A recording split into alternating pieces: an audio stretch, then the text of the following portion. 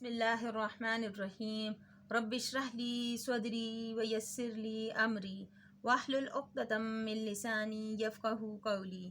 پیارے ناظرین، میں آپ کی خدمت میں رزق کی وسعت کا مجرب المجرب عمل لے کر حاضر ہوئی ہوں۔ حضرت سہل بن سعد رضی اللہ تعالی عنہ فرماتے ہیں کہ ایک شخص نبی کریم صلی اللہ علیہ وآلہ وسلم کی خدمت میں حاضر ہوا، فقر و فاقہ اور تنگی معاش کی شکایت کی۔ آپ صلی اللہ علیہ وآلہ وسلم نے اس سے فرمایا، جب تم اپنے گھر میں داخل ہو تو السلام علیکم کہا کرو، یعنی سلام کرو، خواہ گھر میں کوئی ہو یا نہ ہو، پھر مجھ پر سلام بھیجو۔ الصلاۃ والسلام علی رسول اللہ صلی اللہ علیہ وآلہ وسلم، الصلاۃ والسلام علی رسول اللہ صلی اللہ علیہ وآلہ وسلم۔ پھر ایک بار سورہ اخلاص پڑھو۔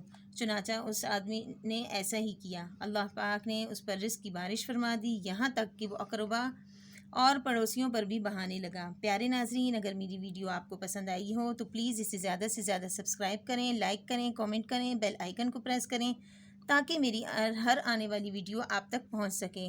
فی امان اللہ۔